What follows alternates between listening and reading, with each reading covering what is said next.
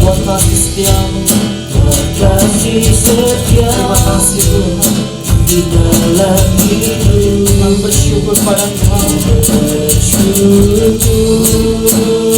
Bersyukur, haleluya. Kami bersyukur. Terima kasih buat segala kebaikan-Mu. Bersyukur buat kasih setia di dalam hidup.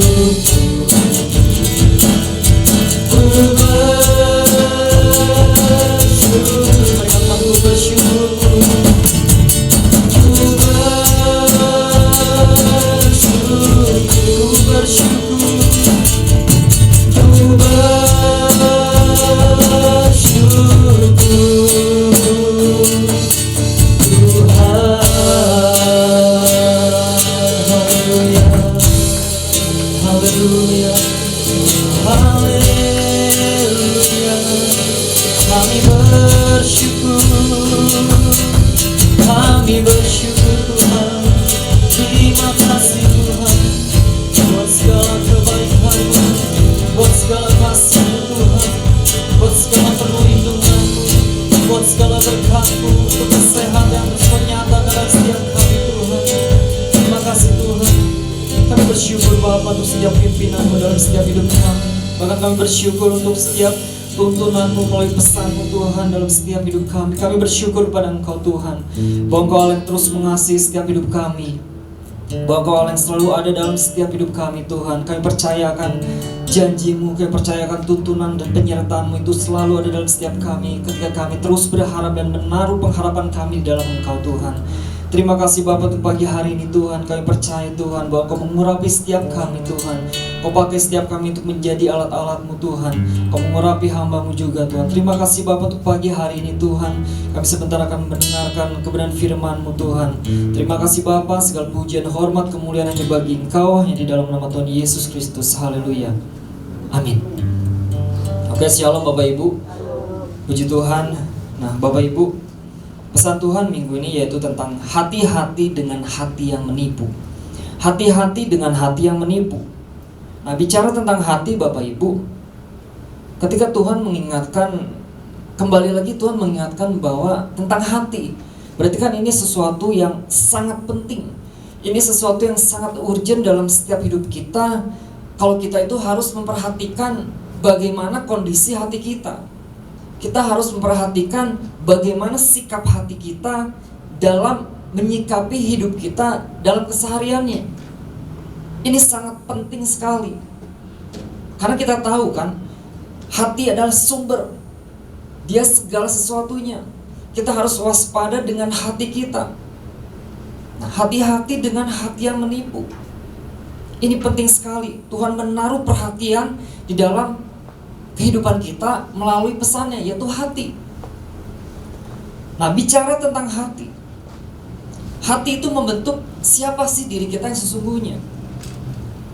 Hati mencerminkan siapa diri kita yang sesungguhnya. Nah, melalui pesan Tuhan minggu ini, Tuhan mengingatkan saya dan mengingatkan kita semua bahwa ada wilayah dalam diri kita, yaitu hati, yang harus kita jaga, yang harus kita perhatikan, jangan sampai lalai dengan keadaan hati kita. Hati-hati dengan hati yang menipu, hati yang licik. Tanpa kita sadari, hati itu bisa menipu ternyata kan. Hati bisa menipu diri kita sendiri. Nah, dalam Yeremia 17 ayat yang ke-9. Yeremia 17 ayat yang ke-9, demikian firman Tuhan. Betapa liciknya hati, lebih licik daripada segala sesuatu. Hatinya sudah membatu, siapakah yang dapat mengetahuinya? Nah, Bapak Gembala sudah menjelaskan adanya dosa yang sudah terukir dalam bangsa Yehuda. Nah, bahkan beberapa hamba Tuhan sudah sampaikan bahwa gini kan, batiniah mereka itu menunjukkan suatu respon yang tidak baik terhadap firman Tuhan, menunjukkan satu respon yang tidak baik terhadap firman Allah. Ternyata mereka mengandalkan manusia daripada Allah. Mereka mengandalkan manusia daripada Allah. Nah, kalau kita perhatikan lagi, ternyata hati bangsa Yehuda sudah semakin apa? Sudah semakin bobrok. Sudah semakin menjauh dari kebenaran firman Tuhan. Hati mereka terus berpaling kepada dosa.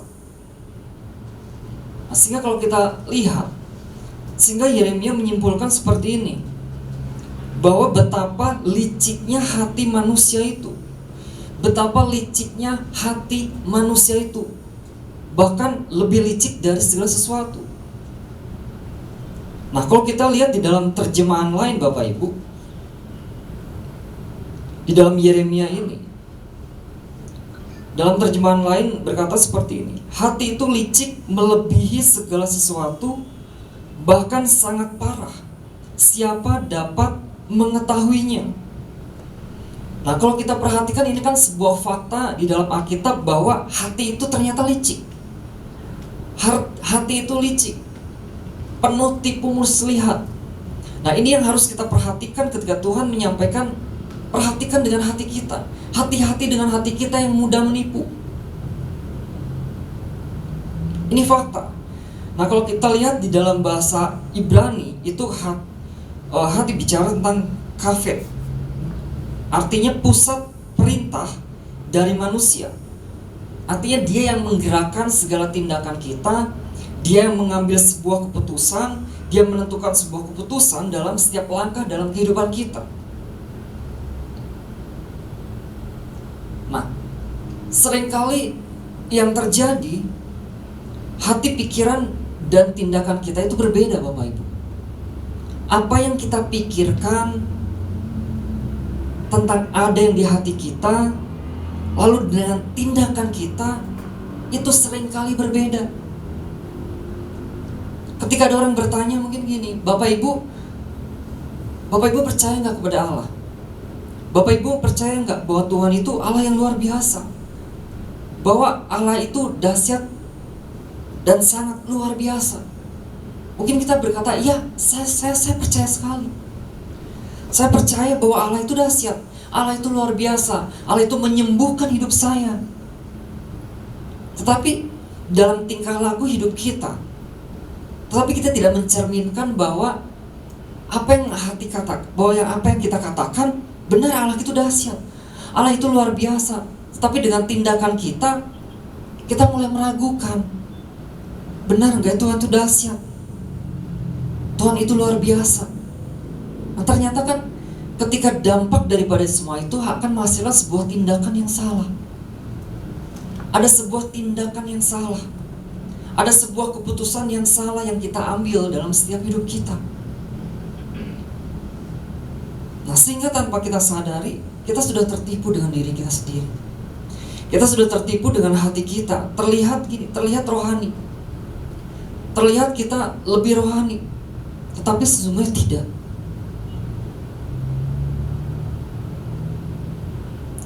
Nah, ini yang menegur dalam setiap kehidupan kita, termasuk saya Bapak Ibu. Ternyata enggak mudah. Ternyata sangat harus berhati-hati dengan hati kita. Beda tipis sekali. Mungkin contoh lain, benar, saya sudah mengampuni A, saya sudah melupakan apa yang dia katakan, saya sudah melupakan dan sudah mengabaikan apa yang dia perbuat dalam hidup saya. Tetapi ketika kita bertemu dengan orang tersebut, kita masih ada menyimpan rasa kepahitan, masih menyimpan rasa jengkel, masih menyimpan rasa iri, masih menyimpan rasa dendam dalam orang tersebut, masih berpikir bagaimana caranya untuk saya menjatuhkan orang tersebut. Kita berkata, saya sudah mengampuni orang tersebut, saya sudah melupakan orang tersebut, benar, saya sudah berdoa, Tuhan ampuni. Ternyata Tuhan melihat dengan kedalaman hati kita. Ternyata engkau belum. Kau sudah menipu dengan apa yang kau katakan. Bilang mengampuni tetapi sebenarnya belum. Nah, kalau kita lihat di dalam Mazmur Bapak Ibu, Mazmur 37 ayat 30 dan 31.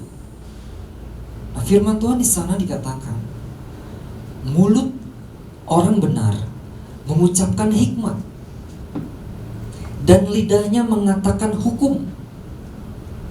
Taurat Allahnya ada di dalam hatinya, langkah-langkahnya tidak goyah.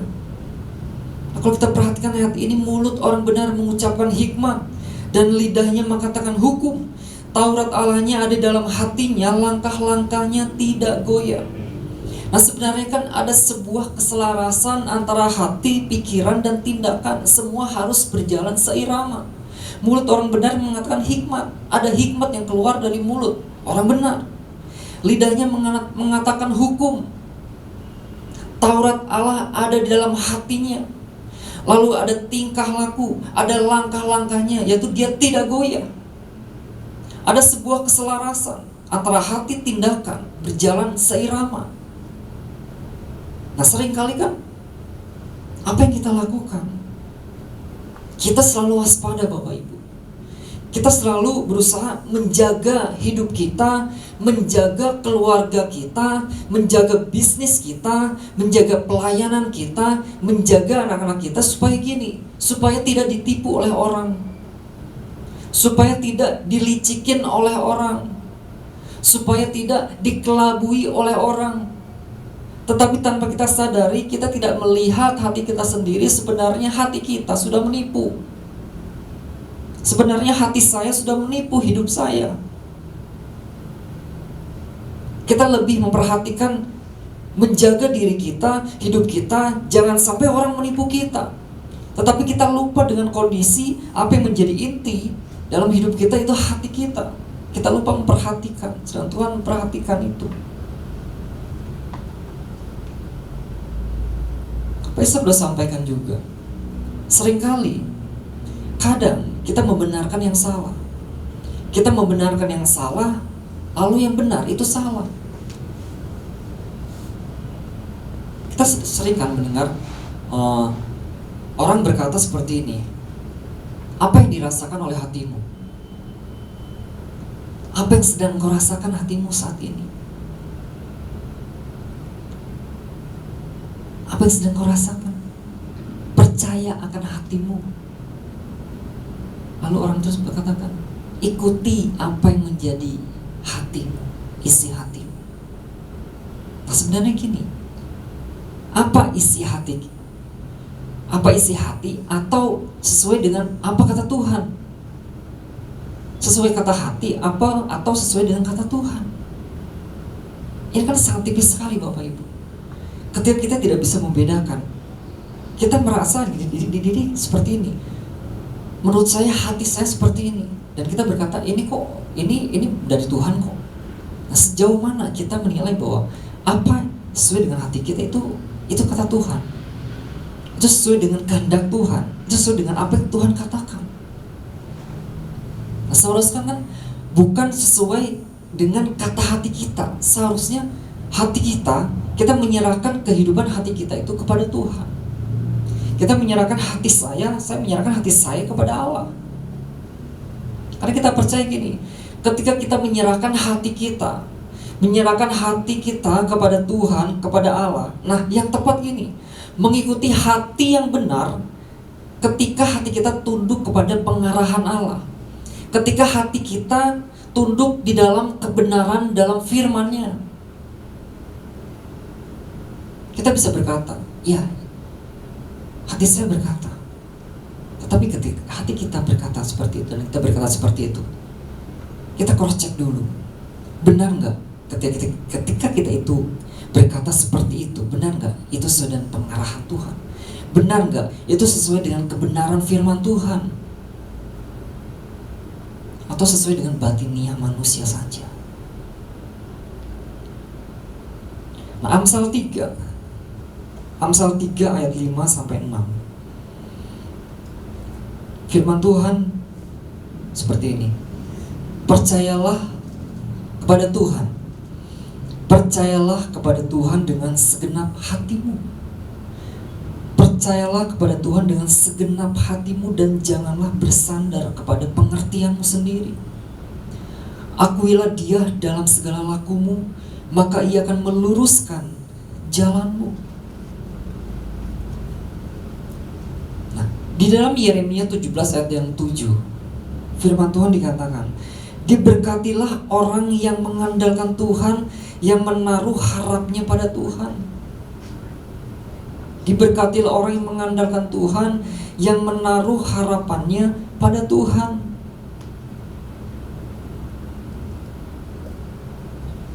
Nah, kalau hati kita, hati saya penuh dengan tipu muslihat, hati saya belum beres, hati kita belum beres, masih menyimpan dosa. Terbayang ini kan, tindakan dan keputusan kita akan diri sendiri itu akan seperti apa ketika hati kita belum beres, masih menyimpan segala tipu muslihat. Kebayangkan gini, tindakan keputusan yang akan kita ambil dalam diri kita itu seperti apa? Sangat bahaya banget. Kadang-kadang kan manusia sangat pintar sekali membedakan baik dan buruk. Tergantung apa? Perasaan. Perasaan saya ini baik deh. Perasaan ini nggak baik. Ini kan bahaya banget Bapak Ibu. Nah, bagaimana supaya hati kita terpelihara dengan baik? Bagaimana hati kita supaya terpelihara dengan baik? Pastikan hati kita lurus di hadapan Tuhan Bapak Ibu. Pastikan hati kita lurus di hadapan Tuhan. Yeremia 17 ayat yang ke-7 yang tadi Bapak Ibu. Diberkatilah orang yang mengandalkan Tuhan, yang menaruh harapannya pada Tuhan. Nah, bagaimana supaya hati kita terpelihara dengan baik? Ternyata gini kan, kita harus pastikan hati kita itu lurus di hadapan Tuhan. Hati kita lurus di hadapan Tuhan. Artinya Tuhanlah, Allah yang menjadi andalan kita. Tuhanlah yang menjadi harapan, yang menjadi tujuan dalam hidup kita. Kita berani ini, kita berani memutuskan dalam hidup kita tentang keberadaan hati kita bahwa kita lurus di hadapannya, yaitu dengan memilih apa yang dikehendaki Allah, yaitu memilih dengan apa yang sesuai dengan apa yang Tuhan mau. Nah, artinya jangan kita memberikan sebuah kesempatan dalam hati ketika kita menghadapi satu masalah dalam hidup kita. Mungkin dalam keluarga, dalam anak, mungkin dalam bisnis kita. Jangan kita memberikan satu kesempatan dalam hati gini, kita bernegosiasi dalam hati kita. Kita terlalu banyak kompromi, kita terlalu banyak berpikir, sedang kita udah tahu tentang kebenaran firman Tuhan. Ini gak boleh dilakukan, ini tidak boleh dilakukan. Ada batas-batas tertentu yang harus kita lakukan sesuai dengan kebenaran firman Tuhan. Tetapi gini, kita memberikan kesempatan pada hati kita untuk bernegosiasi. Kita memberikan hati kita untuk memberikan kesempatan untuk berpikir hal yang tidak-tidak. Nah, ini kan sangat mudah sekali. Ketika kita memberikan hati untuk bernegosiasi, sangat mudah sekali ini untuk kesempatan ini. Kita mudah sekali tertipu dengan hati kita. Kita selalu banyak berpikir ini baik atau tidak. Sedangkan kita sudah paham, kita sudah tahu ini gak boleh. Firman Tuhan sudah jelas katakan ini gak boleh. Nah, contohnya gini Bapak Ibu. Kalau kita lihat di dalam Lukas 21 ayat yang ke-34. Lukas 21 ayat yang ke-34.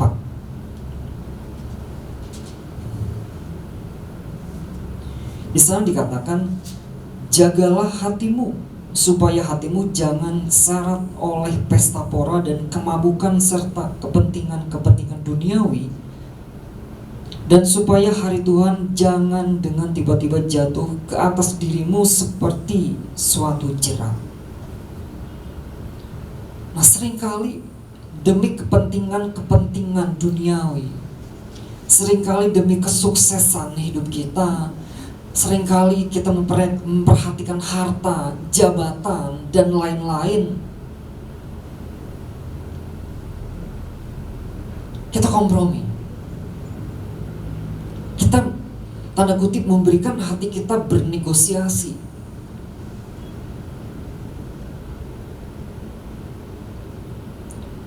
Nah, satu bukti yang lain.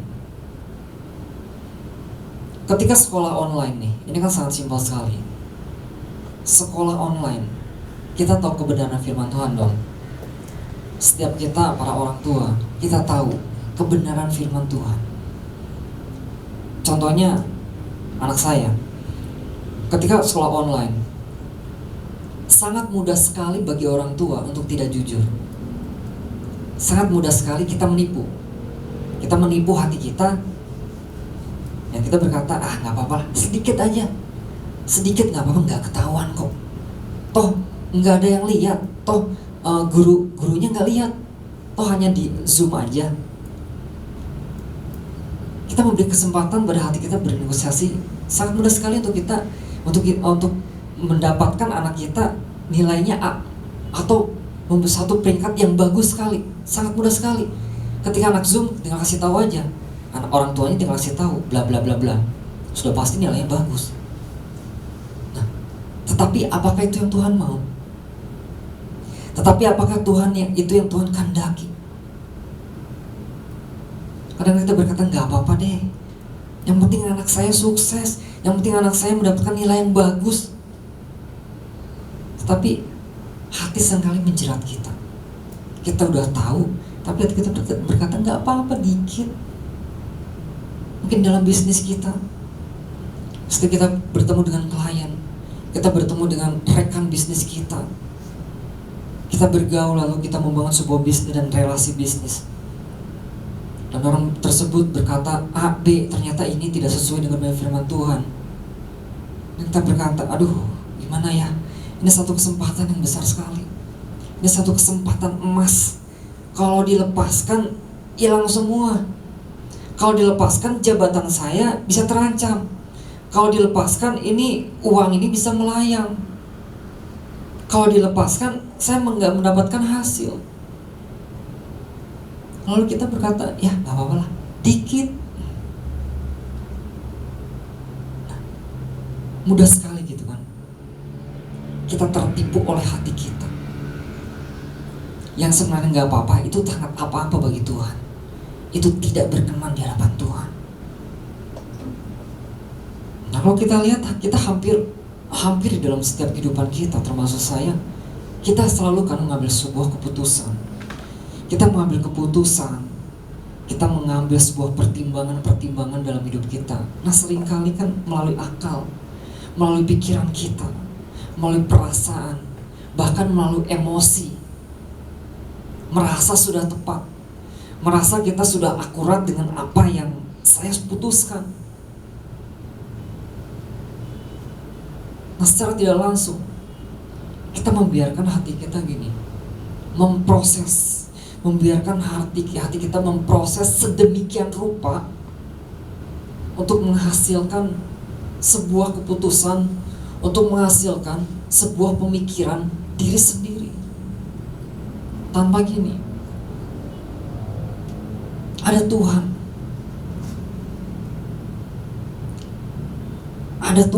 ada kebenaran firman Tuhan, ada kehendak Tuhan.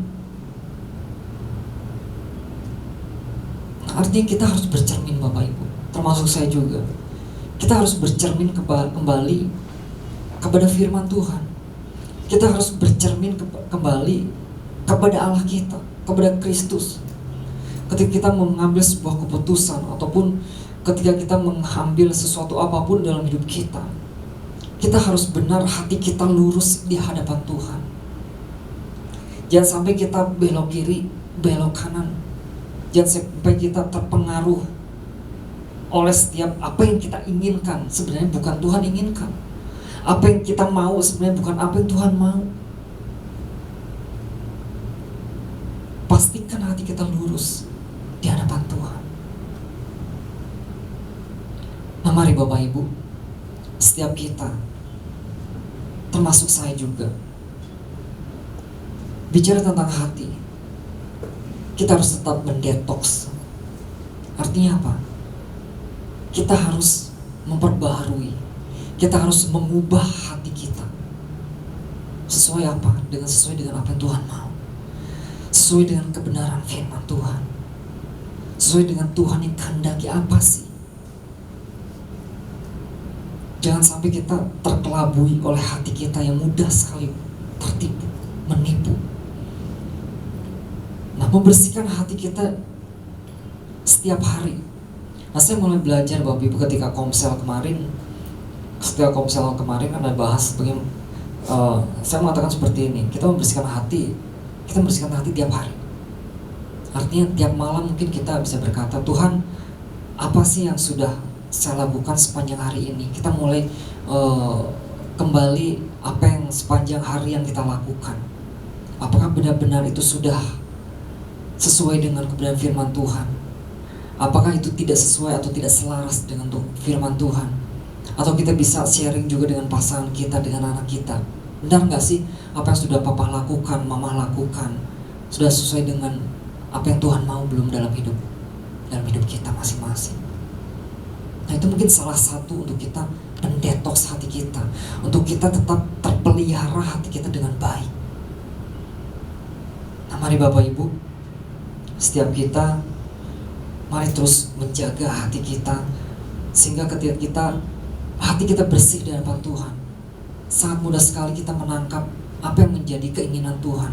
Sangat mudah sekali apa yang menjadi tujuan dalam hidup kita. Nah, kita harus tetap terus minta kepada Tuhan, Tuhan sembuhkan hati saya. Karena gini, hanya Tuhan sendiri yang dapat menyembuhkan hati kita. Tuhan sendiri yang dapat memperbaharui setiap hidup kita. Dan mari Bapak Ibu, setiap kita perlu terus tuntunan kepada Tuhan. Kita terus Roh Kudus pimpin hidup saya, perbaharui hidup saya, hati saya, supaya hati saya terus berkenan di hadapan Tuhan. Hati saya terus bersih di hadapan Tuhan. Tuhan Yesus memberkati. Saya serahkan kepada pendoa syafaat.